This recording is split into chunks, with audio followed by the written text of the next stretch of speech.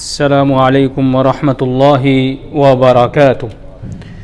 آج کے خطبے کا عنوان ہے امانت داری، امانت اور دیانت کی اہمیت اور خیانت سے بچنے کی تاکید۔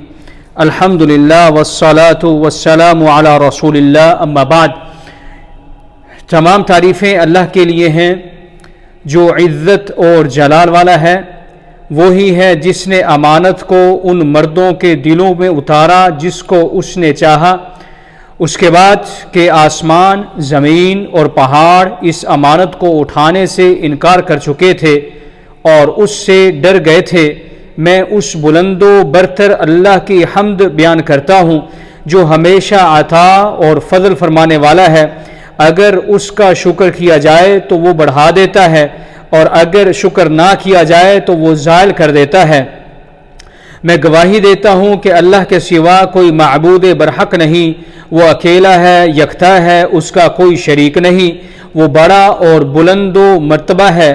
میں گواہی دیتا ہوں کہ محمد صلی اللہ علیہ وسلم اللہ تعالیٰ کے بندے اور اس کے آخری رسول ہیں۔ وہ سب سے معزز ذات ہیں۔ اے اللہ ان پر، ان کی آل پر، صحابہ کرام پر ڈھیروں درود و سلامتی نازل فرما، اور ان تابعین پر بھی جو نیکی کے ساتھ قیامت تک ان کی پیروی کرتے ہیں۔ حمد و ثنا کے بعد، اے لوگو، اللہ سے ڈرو اور سچی اور درست بات کہو۔ پس جو شخص اللہ کا تقوی اختیار کرے، اس کے احکام پر عمل کرے اور اس کی منع کردہ چیزوں سے بچے، وہ یقیناً عظیم کامیابی پا لیتا ہے۔ اور جس نے اللہ کا تقوی ضائع کیا اور بغیر اللہ کی ہدایت کے اپنی خواہشات کی پیروی کی تو اللہ نے اس کے لیے دردناک عذاب تیار کر رکھا ہے۔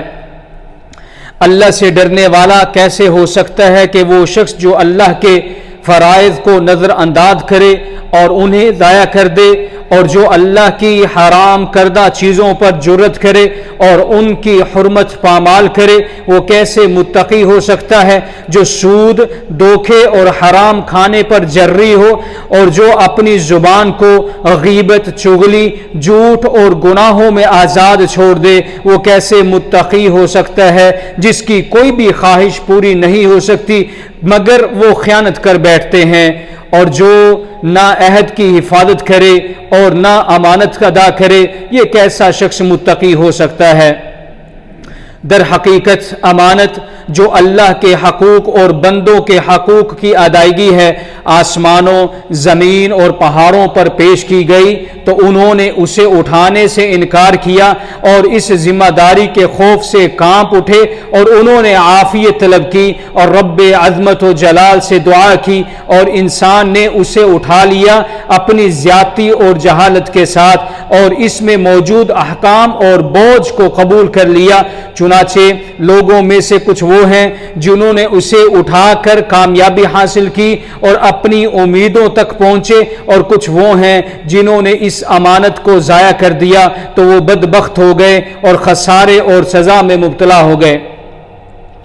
اللہ نے تم پر امانت اس لیے رکھی کیونکہ تم اس کے اہل تھے اور اسے اٹھانے کی قدرت رکھتے تھے، اس لیے کہ اس نے تم میں عقلیں رکھی ہیں جن کے ذریعے تم سمجھتے ہو، جن کے ذریعے تم شعور حاصل کرتے ہو، اور بصیرتیں رکھی ہیں جن کے ذریعے تم دیکھتے ہو۔ اے مومنوں، امانتوں کو ادا کرو کیونکہ تمہیں واضح کتاب میں اس کا حکم دیا گیا ہے۔ ان اللہ یأمرکم ان تؤدوا الامانات الی اہلہا، بے شک اللہ تمہیں حکم دیتا ہے کہ امانتیں امانت والوں کو پہنچاؤ، اور تمہیں خیانت سے منع کیا گیا ہے کیونکہ یہ منافقوں کی صفات میں سے ہے۔ پس تم خائنوں میں شامل نہ ہو جاؤ، کیونکہ اللہ تعالیٰ فرماتا ہے یا ایھا الذین آمنوا لا تخونوا اللہ والرسول وتخونوا اماناتکم وانتم تعلمون۔ اے ایمان والو، اللہ اور اس کے رسول سے خیانت نہ کرو اور آپس کی امانتوں میں بھی خیانت نہ کرو حالانکہ تم جانتے ہو۔ سیدنا ابو ہریرہ رضی اللہ تعالیٰ عنہ سے روایت ہے کہ رسول اللہ صلی اللہ علیہ وسلم نے ارشاد فرمایا آیت المنافق ثلاث اذا حدث كذب واذا وعد اخلف واذا اؤتمن خان. منافق کی 3 نشانیاں ہوتی ہیں، جب بات کرتا ہے تو جھوٹ بکتا ہے، جب وعدہ کرتا ہے تو وعدے کو توڑ کر وعدے کی خلاف ورزی کرتا ہے، اور جب اس کے پاس امانت رکھی جاتی ہے تو اس امانت کے اندر وہ خیانت کرتا ہے. رواہ امام بخاری و مسلم. امانت کی شان کتنی عظیم ہے، دین اسی پر قائم ہے، وہ ایمان کی ساتھی ہے، اور اللہ خیانت کرنے والوں کی عبادت قبول نہیں کرتا. سیدنا انس ابن مالک رضی اللہ تعالیٰ عنہ سے روایت ہے کہ نبی کریم صلی اللہ علیہ وسلم ہمیں ہر خطبے میں فرمایا کرتے تھے لا ایمان لمن لا امانت له ولا دین لمن لا عہد له. جس میں امانت نہیں اس کا ایمان نہیں، یعنی جس شخص نے امانت اختیار نہیں کی گویا اس نے ایمان کو اختیار نہیں کیا، اور جس نے عہد کی پاسداری نہیں کی اس کا دین بھی نہیں. رواہ امام احمد فی مسندہ. لہذا امانتوں کو اس کے اہل تک پہنچاؤ، اور اس شخص کے ساتھ بھی خیانت نہ کرو جس نے تمہارے ساتھ خیانت کی ہو، کیونکہ بدی کا بدلہ بدی کے ساتھ دینا مناسب نہیں. رسول اللہ صلی اللہ علیہ وسلم نے ارشاد فرمایا ادِ الامانۃ الی من ائتمنک ولا تخن من خانک. جو شخص تم پر اعتماد کرے اس کی امانت ادا کرو، جس نے تمہارے ساتھ خیانت کی ہو تم اس کے ساتھ خیانت نہ کرو. رواہ ابو داود. لہذا اللہ سے ڈرو اے اللہ کے بندو، اور جان لو کہ دین کی سمجھ بوجھ ایمان کی زیادتی اور امانت کی تکمیل کے بڑے اسباب میں سے ہے، اور تقوی سے دوری اور دنیا کی زندگی کو ترجیح دینا امانت کے چھین جانے اور خیانت کے پکا ہو جانے کے سب سے خطرناک اسباب میں سے ہے. لہذا دین کی سمجھ حاصل کرو اور اللہ کے لیے خالص نیت کے ساتھ رسول کریم صلی اللہ علیہ وسلم کے طریقے پر عمل کرو تاکہ قیامت کے دن امن کے ساتھ اٹھائے جاؤ. میں اللہ کی پناہ مانگتا ہوں شیطان مردود سے. اِنَّا عَرَضْنَا الْأَمَانَةَ عَلَى السَّمَاوَاتِ وَالْأَرْضِ وَالْجِبَالِ فَأَبَيْنَ أَن يَحْمِلْنَهَا وَأَشْفَقْنَ مِنْهَا وَحَمَلَهَا الْإِنسَانُ إِنَّهُ كَانَ ظَلُومًا جَهُولًا. ہم نے آسمانوں اور زمین اور پہاڑوں کے سامنے امانت کو پیش کیا، پھر انہوں نے اس کے اٹھانے سے انکار کر دیا اور اس سے ڈر گئے اور اسے انسان نے اٹھا لیا. بے شک انسان بڑا ظالم بڑا نادان تھا. اے مسلمانوں، اسلام نے ہر طرح کے فساد کے خلاف اعلان جنگ کیا ہے اور ہمیں اس سے بچنے کی تاکید فرمائی ہے. اللہ تعالیٰ ارشاد فرماتے ہیں وَلَا تُفْسِدُوا فِي الْأَرْضِ بَعْدَ إِصْلَاحِهَا. زمین میں اس کی اصلاح کے بعد فساد نہ پھیلاؤ. اور مزید فرمایا ان اللہ لا يصلح عمل المفسدین. بے شک اللہ فساد کرنے والوں کے عمل کو درست نہیں کرتا. حضرت ابو حمید رضی اللہ تعالیٰ عنہ روایت کرتے ہیں کہ استعمل النبی صلی اللہ علیہ وسلم رجلا من الازد على الصدقة فلما قدم قال هذا لكم وهذا اهدي لي.